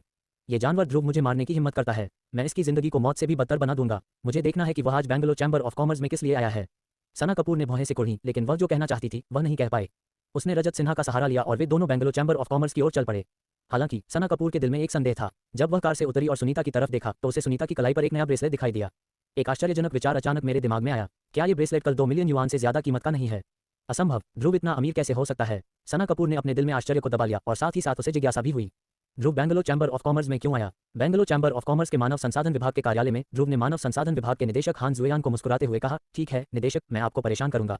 कोई परेशानी नहीं है सुंदर लड़के, मैंने आपको पहले ही इसके बारे में बता दिया है। यह एक छोटी सी बात है। हान जुएयान ने आकर्षक ढंग से मुस्कुराया और ध्रुव को मोहक रूप से देखा। ऊपर के बड़े नेता ने व्यक्तिगत रूप से ध्रुव नाम के एक युवक को संदेश भेजा था कि वह आए और उसकी जो भी मांग हो उसे पूरा किया जाना चाहिए। इसने हान जुएयान को बेहद उत्सुक बना दिया और वह अचानक ध्रुव में बहुत दिलचस्पी लेने लगी। क्या ये संभव है कि इसके पीछे कोई गहरा संबंध है? हान जुएयान 30 साल की उम्र से पहले इस पद को पाने में सक्षम होने का कारण ये था कि वह कई नेताओं के साथ सो चुकी थी। वह केवल 28 साल की है, आकर्षक दिखने वाली, अंडाकार चेहरा, मुनी हुई नाक, छोटा चेरी मुंह और ऐसी आंखें जो झरने के पानी से भरी हुई लगती हैं। वह बेहद आकर्षक और मनमोहक है। इसके अलावा वह आमतौर पर बहुत सेक्सी कपड़े पहनती है, या तो लो कट स्कर्ट, ब्लैक स्टॉकिंग्स या ऑयल यूनिफॉर्म पहनती है। वह एक बेहतरीन सुंदरता है। निर्देशक हान, मेरे जाने से पहले मुझे कुछ नहीं करना है। ध्रुव मुस्कुराया और जाने के लिए मुड़ा, लेकिन हान जुएयान ने अचानक हंसते हुए कहा, एक मिनट रुको हैंडसम टिल्डर, क्या हुआ? ये कहने के बाद हान जुएयान धीरे से खड़ी हुई, उसकी खूबसूरत आंखें घूम गईं और वह ध्रुव की ओर मुस्कुराई, सुंदर लड़का, क्या तुम यहाँ किसी को जानते हो टिल्डर? जैसे ही उसने कहा, हान जुएयान थोड़ा नीचे झुकी, उसने अपने हाथ मेज पर रखे और ध्रुव की ओर चंचल दृष्टि से देखा। यह एंगल हान जुएयान के परफेक्ट और हॉट फिगर को पूरी तरह से दिखाने के लिए है। हान जुएयुआन ने आज सफ़ेद शर्ट पहनी हुई थी। सफ़ेद शर्ट टाइट थी और उसका आकार ये बताने के लिए पर्याप्त था कि वह बहुत राजसी थी। मुझे नहीं पता कि यह जानबूझकर किया गया था या नहीं, लेकिन हान जुएयुआन का ऊपरी बटन खुला हुआ था। इस तरह के एंगल से आप अंदर का काला पैटर्न स्पष्ट रूप से देख सकते हैं और इसका आधा हिस्सा मटन फैट जैसे सफ़ेद रंग में थोड़ा लिपटा हुआ है। दो सफ़ेद कपड़ों के बीच का अंतर बेहद गहरा है। साथ ही हान जुएयुआन की जानबूझकर की गई छेड़खानी और हल्का सा निचोड़ ये भयंकर लग रहा है। ध्रुव ने स्वाभाविक रूप से ये दृश्य देखा। वह एक आदमी था और उसका गला अचानक सूख गया और वह थोड़ा बेचैन हो गया। हान जुएयुआन ने देखा कि ध्रुव ने उसे कैसे देखा, मोहक ढंग से मुस्कुराया, अपने लाल होठों को काटा और आंखों की लहर के साथ कहा, क्या हुआ हैंडसम आदमी। ध्रुव ने एक गहरी सांस ली और चंचलता से मुस्कुराया, कुछ नहीं। निर्देशक हान ये क्यों पूछ रहे हैं? मैं बस उत्सुक हूँ। तुम बहुत सुंदर हो, बहुत युवा हो और तुम वास्तव में यहाँ लोगों को जानती हो। यह आसान नहीं है टिल्डर। ये कहने के बाद हान जुएयान ने मोहक मुस्कान दी और अपनी पतली काली रेशमी टांगों के साथ चली गई। उसने पानी का एक गिलास लिया और उसे ध्रुव को दिया और ध्रुव की ओर चला गया। चलो सुंदर आदमी, पहले थोड़ा पानी पी लो। जैसे ही वह यहाँ पहुंची, हान जुएयान ने अपना सिर नीचे किया और ध्रुव के पैरों की ओर देखा और जानबूझकर लड़खड़ा गई। वह लड़खड़ा गई और कहते हुए उसके पैर कमजोर हो गए और वह ध्रुव की बाहों में गिर गई। ध्रुव अवचेतन रूप से मदद करने के लिए गया। एक हाथ हान जुएयान के स्तन पर सही कोण पर रखा, दूसरा हाथ स्टॉकिंग्स में हान जुएयान के खूबसूरत पैरों पर था। अच्छा लगता है। पानी के कप में पानी तुरंत बाहर निकल गया, सारा स्टॉकिंग्स में हान जुएयान के खूबसूरत पैरों पर। हान जुएयान ने कहा, ध्रुव को नाराजगी से देखा और कहा, तुमने मुझे इतना बेवकूफ क्यों बनाया। ध्रुव ने अपने हाथों में महसूस किया और फिर हान जुएयान के आकर्षक चेहरे को देखा जिसे सुंदरता कहा जा सकता था और उसका गला अचानक सूख गया। उसने एक घूंट निगल लिया और दुष्टता से मुस्कुराया, रहस्य कहाँ है।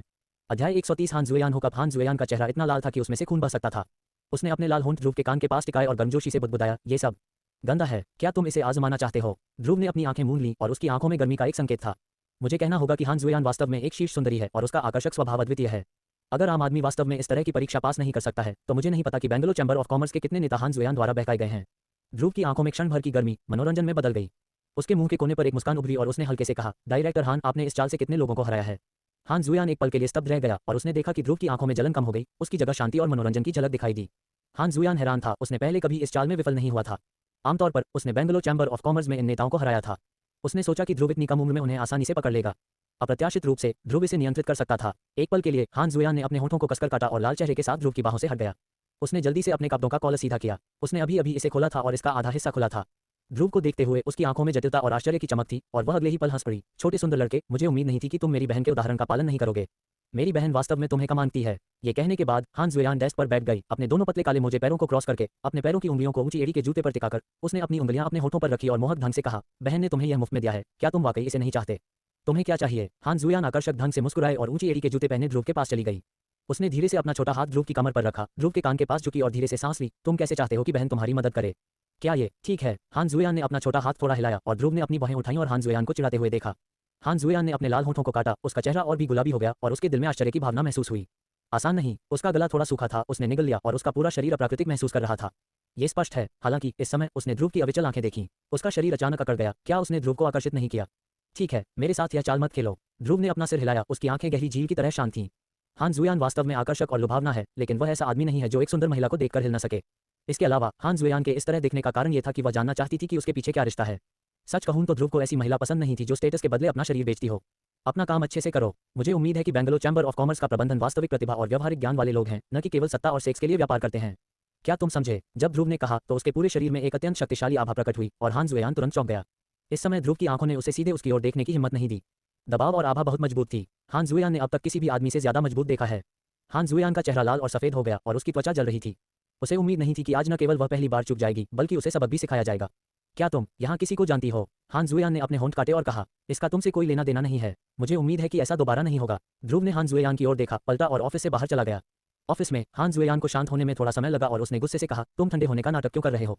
तुम्हारे पिता और माँ भी सबसे घटिया काम कर रहे हैं। वाह। हान जुएयान ने जितना ज्यादा इसके बारे में सोचा वह उतनी ही नाराज होती गई। उसने अपनी मुठ्ठियां भींच लीं और थोड़ी देर सोचने के बाद उसके दिमाग में एक विचार आया। वह ऑफिस से निकलकर सेल्स मैनेजर के ऑफिस की ओर चल दी। सेल्स मैनेजर के ऑफिस में रजत सिन्हा और सना कपूर पास के सोफे पर सावधानी से बैठे थे। डेस्क के सामने एक आदमी बैठा था जिसका पेट बड़ा था और उसने चश्मा पहना हुआ था। वह आदमी रजत सिन्हा का दूर का चाचा था जिसका नाम झाओ योंग था। झाओ योंग ने इत्मीनान से चाय की चुस्की ली, फिर सोफे पर सिन्हा जीपी को देखकर मुस्कुराया और कहा, जियाओ जी, वहां बैठना बंद करो और मुझे बताओ कि तुम मुझसे किस लिए मिलना चाहते हो। तुम्हारे चाचा बहुत व्यस्त हैं। रजत सिन्हा का मुंह थोड़ा सा फड़क उठा और उसने खुद से कहा, जब तुम्हारा परिवार समृद्ध नहीं था तो तुम झाओ मेरे परिवार को पक्की तरह चाहते थे। अब जब तुम समृद्ध हो गए हो तो तुम दिखावा करने लगे हो। क्या कमीना है। भले ही मैं असहज महसूस कर रहा हूँ फिर भी मुझे अपने चेहरे पर मुस्कान बनाए रखनी है। आखिरकार अब जब Zhao Yong Bangalore chamber of commerce में काम कर रहा है तो वह ऐसा व्यक्ति नहीं है जिसे सिन्हा परिवार नाराज कर सके। रजत सिन्हा ने फिर मुस्कुराते हुए कहा, चाचा झाओ, मेरे पास वास्तव में करने के लिए कुछ भी नहीं है। मैं बस आपसे पूछना चाहता था कि क्या बेंगलोर चैंबर ऑफ कॉमर्स के पास हाल ही में कोई उपयुक्त ऑर्डर है। मेरे पिताजी की कंपनी में हाल ही में कोई काम नहीं है, इसलिए मैं आपको इससे परिचित कराना चाहता था। जैसा कि कहावत है, अच्छी चीजें कभी नहीं बहती हैं। यह एक विदेशी क्षेत्र है। झाओ योंग ने उसकी ओर देखा और अपनी आंखें घुमाई। ठीक है, हाँ वहाँ है, लेकिन जैसा कि आप जानते हैं, सिद्धांत रूप में चैम्बर ऑफ कॉमर्स भाई भतीजावाद की अनुमति नहीं देता है और कुछ ऑर्डर अभी भी बोली के माध्यम से जाने हैं। रजत सिन्हा ने इन शब्दों के छिपे हुए अर्थ को सुनते ही समझ लिया। उन्होंने चुपके से बूढ़े लोमड़ी को कोसा और मुस्कुराते हुए कहा, चाचा झाओ, मैं समझता हूँ कि आप क्या कह रहे हैं। चिंता मत करो, मेरे पिताजी सब कुछ हो जाने के बाद निश्चित रूप से आपको बहुत बहुत धन्यवाद देंगे। तो आप इस संख्या के बारे में क्या सोचते हैं? रजत सिन्हा ने 3 उंगलियां दिखाईं, जो 30% लाभ का प्रतिनिधित्व करती थीं। झाओ योंग के चेहरे पर तुरंत मुस्कान आ गई। उसने खांसते हुए राजसी होने का नाटक करते हुए कहा, जियाओ जी, बकवास मत करो, ये ऑफिस में है। लेकिन चिंता मत करो, आखिरकार तुम्हारे सिन्हा परिवार ने शुरुआत में मेरी बहुत मदद की है। मैं तुम्हारे लिए इस मामले पर ध्यान दूंगा। रजत सिन्हा अचानक खुशी से झूम उठे। झाओ योंग ने यह कहा और मामला सुलझ गया। धन्यवाद अंकल झाओ। सना कपूर ने भी राहत की सांस ली। कोई बात नहीं, वह केवल पैसे के लिए रजत सिन्हा के पास थी, इसलिए उसे स्वाभाविक रूप से उम्मीद थी कि मामला सुलझ सकता है। एक विराम के बाद रजत सिन्हा ने अचानक फिर से पूछा, अंकल झाओ, दरअसल मुझे आपसे एक और बात पूछनी है। समझाइए। रजत सिन्हा एक पल के लिए झिझके और बोले, मैं पूछना चाहता हूँ, क्या आपके चैम्बर ऑफ कॉमर्स में ध्रुव नाम का कोई कर्मचारी है? ध्रुव? झाओ योंग ने अपने मन में सोचा और सिर हिलाया। मैंने इसके बारे में नहीं सुना है और मुझे कोई आभास नहीं है। ये नेतृत्व नहीं होना चाहिए, अन्यथा मुझे पता होना चाहिए। रजत सिन्हा ने अचानक राहत की सांस ली। उसके मन में पहले से ही एक भयानक विचार था, वह ये कि ध्रुव नेता है या नहीं, इस पर संदेह करना। अगर ऐसा है तो यह भयानक होगा। अब यह जवाब सुनकर मुझे बहुत राहत महसूस हुई। इस समय कार्यालय का दरवाजा खोला गया। हान जुयान अंदर आया और उसने प्यार से कहा, प्रबंधक झाओ, जब मुझे लगता है कि मेरे साथ अन्याय हुआ है तो मुझे आपकी याद आती है। हान जुयान को उम्मीद नहीं थी कि कार्यालय में कोई होगा। जब उसने रजत सिन्हा और सना कपूर को देखा तो उसे बहुत शर्मिंदगी महसूस हुई। झाओ योंग के हाव भाव भी थोड़े बदल गए। दोनों के बीच के संबंध को केवल निजी रखा जा सकता था। क्या होगा अगर उन्हें पता चल गया? और उसकी एक पत्नी भी है, रजत सिन्हा भी वहाँ है। झाओ योंग ने जल्दी से सोचा और तुरंत हाँ को डांटा।